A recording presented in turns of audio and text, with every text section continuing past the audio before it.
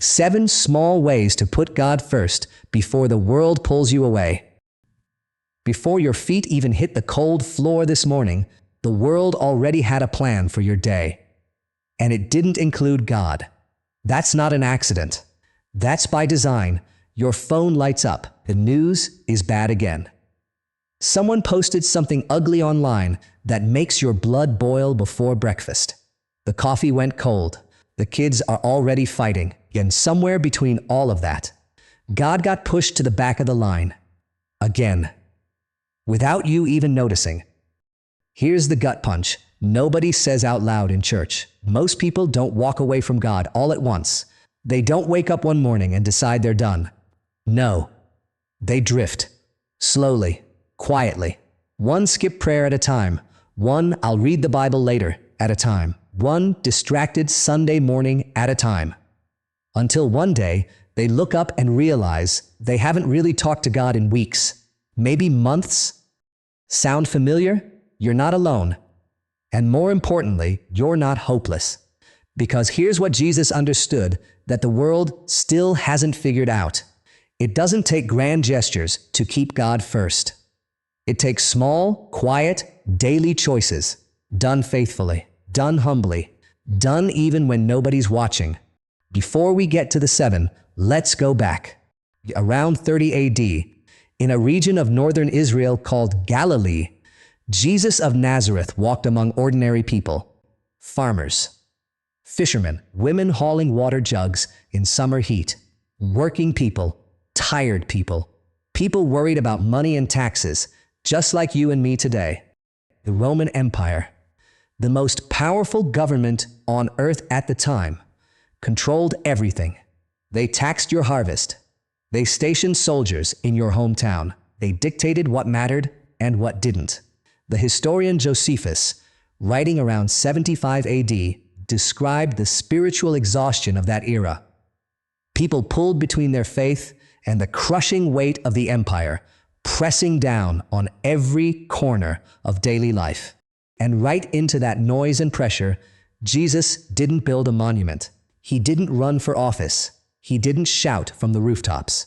He walked dusty roads and said to ordinary, tired people, "Seek first the kingdom of God and his righteousness, and all these things will be given to you as well." Matthew 6:33. 7 words, 2,000 years later, still the most countercultural thing ever spoken. That's where we start. Way 1. Before you touch your phone, touch heaven. Here's the modern version of ancient Rome, the smartphone sitting on your nightstand. Research from the digital wellness company Asurion found that the average American checks their phone within 5 minutes of waking up. 5 minutes. And once you let the world in, emails, headlines, arguments, algorithms designed to trigger fear, God gets whatever scraggly leftovers remain at the end of the day. Usually nothing. The theologian Dallas Willard, who spent decades studying how ordinary people actually grow spiritually, put it plainly. You must ruthlessly eliminate hurry from your life, because hurry is the great enemy of spiritual life in our day. He wrote that in the 1980s, before smartphones. Imagine what he'd say now. The fix is almost embarrassingly simple. Before you reach for the phone, say 10 words out loud. 10. Good morning, Lord. This day belongs to you, not me. That's it. But those 10 words do something the world can't undo. They set the order. God first. Everything else second. David wrote in Psalm 5:3, "In the morning, Lord, you hear my voice. In the morning I lay my requests before you and wait expectantly." David was a king. He had armies, enemies, palaces, and more problems than any of us will ever face. Still, morning. First thing, God. If a king could manage it in 1000 BC, you and I can manage it in any year that comes. Way 2. Pray before you eat, even in public. This one will make some of you squirm a little. Good. That means it's working. In Jesus' time, blessing food before a meal wasn't a ritual. It was a declaration. This food came from God. My breath comes from God. I know exactly where I stand. Luke 9:16 records Jesus himself giving thanks over 5 loaves and 2 fish, not in a private room, but out in an open field in front of 5,000 people. Not whispered. Not rushed. Real. Now, the uncomfortable question. When was the last time you bowed your head to pray at a restaurant? Not a lightning-fast internal mumble. An actual, unhurried, out in the open prayer? Most of us hesitate. We're afraid people will look. We've let the fear of being a little awkward build a wall between us and God. C.S. Lewis, the Oxford scholar and author of Mere Christianity, wrote that courage is not simply one of the virtues, but the form of every virtue at its testing point, including the courage to acknowledge God when it costs you something as small as a few seconds of awkwardness. You don't need to perform. You don't need to be the loudest person in the diner. Just let it be real. Let it actually happen. Done meal after meal, day after day, build something solid in your spirit that the world has a very hard time shaking loose. Way 3. Swap one complaint for one thank you. Dr. Rick Hansen, a neuroscientist at the University of California, described the human brain as like Velcro for negative experiences and Teflon for positive ones. We are literally wired to notice what is wrong before we notice what is right. And the world, the news, the algorithms, the toxic conversations knows exactly how to feed that wire. The Apostle Paul wrote Philippians 4:6 around 62 AD. He wasn't writing from a comfortable study. He was writing from a Roman prison cell, in chains, waiting to find out whether he'd be executed. And from that cell he wrote, "Do not be anxious about anything, but in every situation, by prayer and petition, with thanksgiving, present your requests to God, with thanksgiving." From prison, from chains. The small practice is this. Today, every single time a complaint rises in your throat, the traffic, the coworker, the weather, the price of everything, pause for 3 full seconds and name one thing to be grateful for instead. You won't do it perfectly. That's completely fine. Do it badly. Do it halfway. Do it even when it feels forced. The action of gratitude, repeated daily, slowly reshapes the lens through which you see your entire life. Way 4. Read one verse. Just one. Most believers abandon Bible reading because they try to swallow the whole thing in a month. They commit to 3 chapters a day and quit before February is over. Here is full permission to stop doing that. One verse. Read it slowly. Carry it around like a stone in your pocket all day. Think about it while you're driving, while you're doing dishes, while you're sitting on the porch at dusk. Here's a piece of history worth knowing. In 1229 AD, at the Council of Toulouse in France, church authorities actually restricted ordinary people from reading scripture privately, fearing misinterpretation. For long stretches of history, common people lived and died without ever holding the words of God in their own hands. You have the entire Bible on your phone right now, free, in dozens of plain language translations. In audio form, you can play on a country road at sunrise, one verse today. Proverbs 3:5-6. Trust in the Lord with all your heart, and lean not on your own understanding. In all your ways submit to him, and he will make your paths straight. Carry that with you. Chew on it. Let it do its quiet work. Way 5. Speak kindly when the world dares you not to. This is the hardest one on this entire list.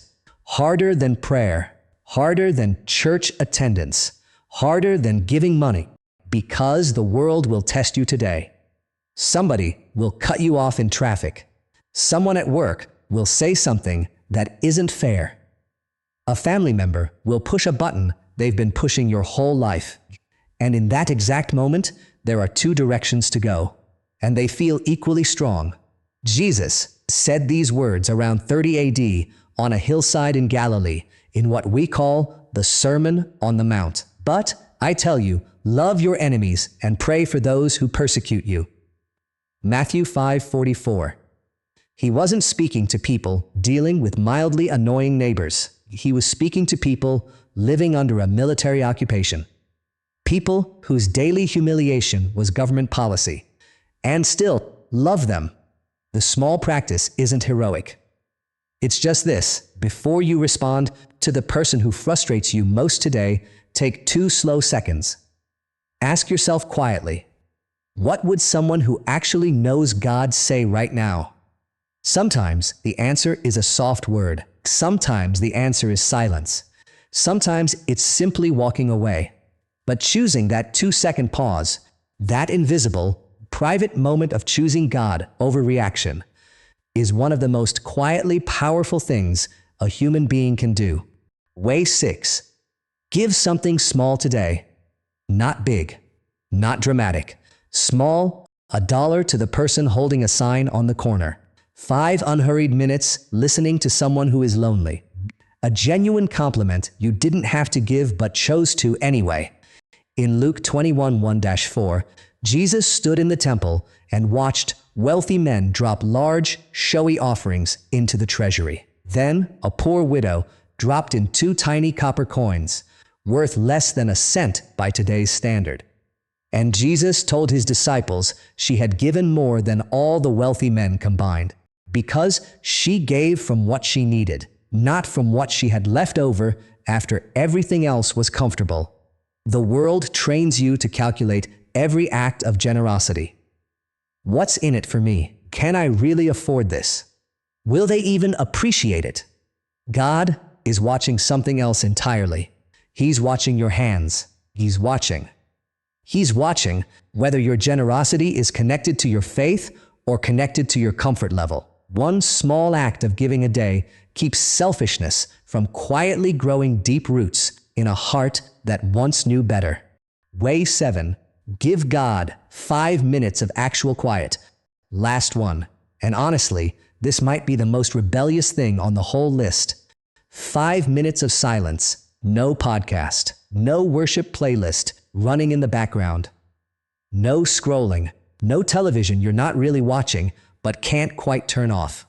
Just you, God, and the sound of your own breathing. Blaise Pascal, the brilliant French mathematician and philosopher, wrote in his journals in 1654, "All of humanity's problems stem from man's inability to sit quietly in a room alone." He wrote that before electricity existed, before radio, before any of the noise we live inside today. And he already saw clearly what the human heart runs from when it runs from stillness. We run from silence because silence has a way of making us face ourselves. And facing ourselves eventually means facing God. Psalm 46:10 does not say, "Be still and listen to something uplifting." It says, "Be still and know that I am God." Just be still, know that He is God. 5 minutes today. And then watch what that quiet does to the rest of your hours. Here is the truth that ties all 7 together. None of these 7 things will make you perfect. None of them will fix everything broken in your life overnight. They won't automatically heal your marriage, or balance your bank account, or make your family stop arguing at Thanksgiving. But here is what they will do. Over time, repeated faithfully, they create a daily rhythm that says, by your actual choices, not just your words on Sunday morning, that God matters more than the noise. Jesus didn't ask for perfection. He asked for faithfulness. Well done, good and faithful servant. Matthew 25:23. Not brilliant, not impressive. Faithful. The world is loud. It is relentless. It will never run out of ways to compete for your attention. But you don't fight that with willpower alone. You fight it with small habits done faithfully over time. Habits that root you so deep in something real that the world genuinely cannot shake you loose. One morning prayer before the phone. One blessing before the meal. One thank you where a complaint wanted to live. One verse carried through the whole day. One kind word chosen over a sharp one. One small act of giving. 5 minutes of quiet. 7 things. Most of them take less than 5 minutes. But done every day, over months and over years, they shape a life that looks and moves and feels like someone who doesn't just know about God, but someone who actually knows Him. The world will keep pulling. Let these 7 small choices keep pulling you back.